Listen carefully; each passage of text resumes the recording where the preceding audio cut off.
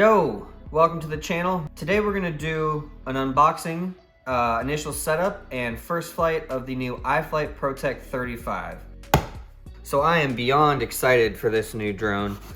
I currently have the iFlight Nazgul that runs on these 1550 milliamp hour 4S batteries, and I run the GoPro Hero9, so I figured I should add a little Cinewhoop action to my arsenal. So what better than to get this Protek35, which seems to be more of a hybrid Cinewhoop freestyle race quad. What's that here? Ooh, why is it cut open here? Oh, got some props for my Nazgul. Throw those out of here.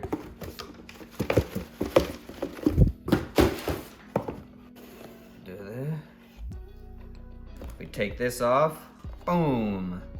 There is all of our stuff. So let's just dive into it. What we got here, some extra propellers, some cables, wires, battery straps, antennas, battery pads, and some extra screws in here as well. Looks like here we've got our GoPro mount. And then here again, some extra cables and wires for inside of here. Can't forget this, look at this sweet keychain. Let's take it out. Oh, nice. Wow. iFlight does a great job packaging their product. Shows you where to put your battery. Gives you some warnings and such. And it actually looks like it comes with the GoPro mount on it. So this must be a separate, smaller mount for maybe a naked GoPro or something.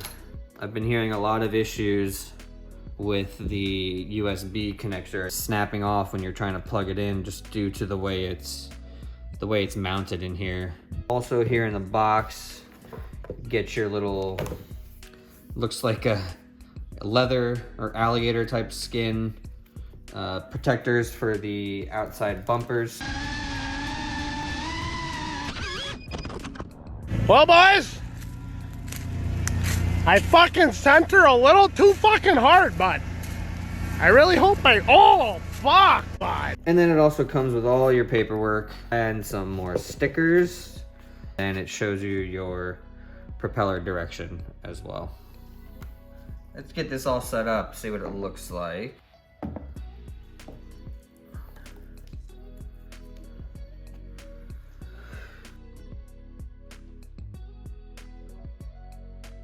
Quick little line of sight flight for our first flight, angle mode to be exact.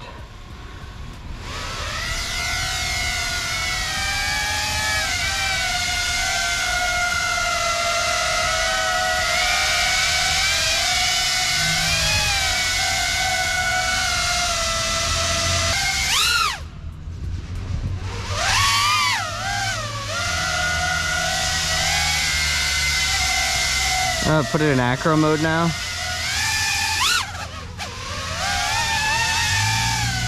Flips pretty well. A little slow. We could change that.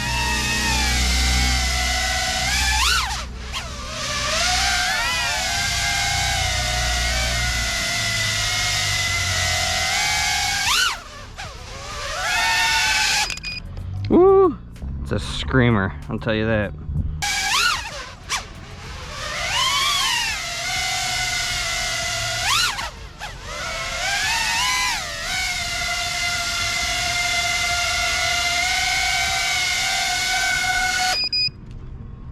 See our LEDs changing colors there.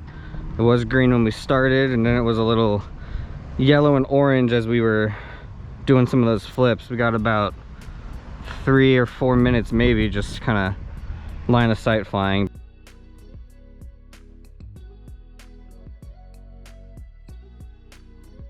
All right, now that we're at our computer, we're gonna go ahead and update the firmware on our DJI Air unit, so that we can then pair it to our goggles and our controller. So first things, we're gonna plug in the quad for the first time. Let's see.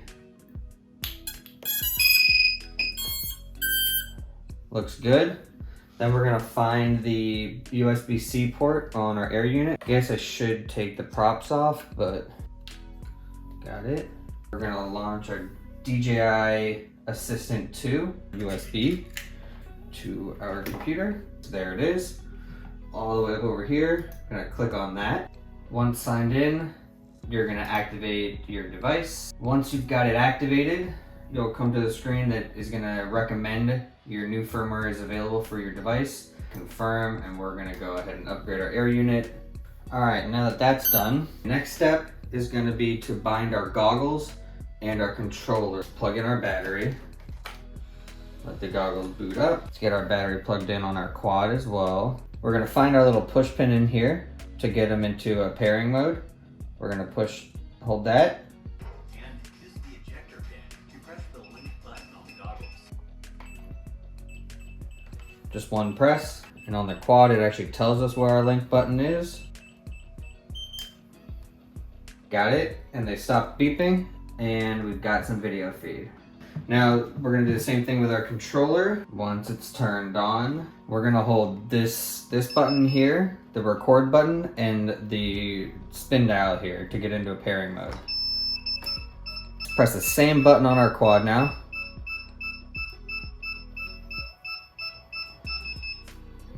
And they stop beeping. Status light on the quad is green. Status light on the controller is green as well. Great. Now we're gonna shut everything down and get into Betaflight so we can check the aux switches and our tune. Okay, our last step before we can get flying is to check Betaflight for the configuration of our switches and all. So I'm going to turn on the quad.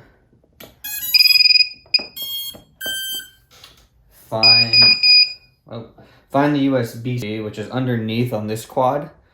And many people have mentioned how that is gonna break off if you push into it. Let's give this a shot and be very careful. Hope we don't break it. Oh man, it is very loose. I don't even want to plug this in. Yikes. If I give it a little wiggle, I don't want to wiggle it loose. Okay, I think I'm plugged in. I'll leave it upside down so there's no strain on it. And then I'm gonna plug in, actually, I'm gonna launch Betaflight. Then I'm gonna plug in our quad.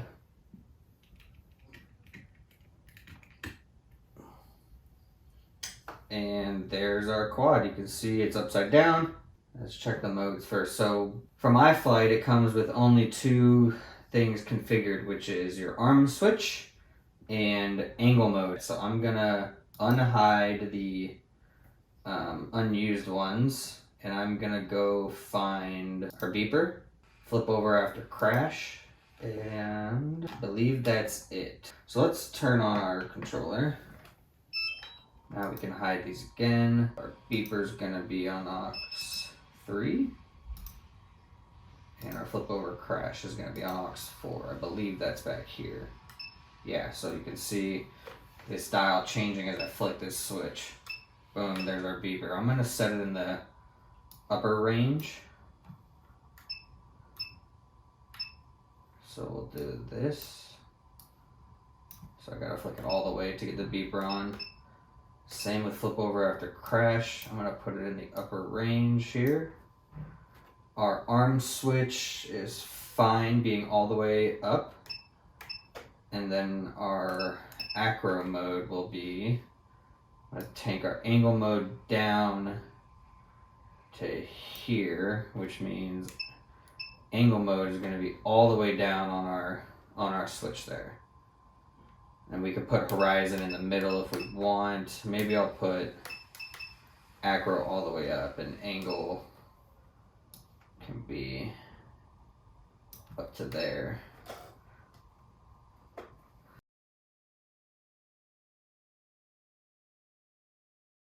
And let's check our receiver to make sure our good. Quad is reacting appropriately. Up, throttle, down, up.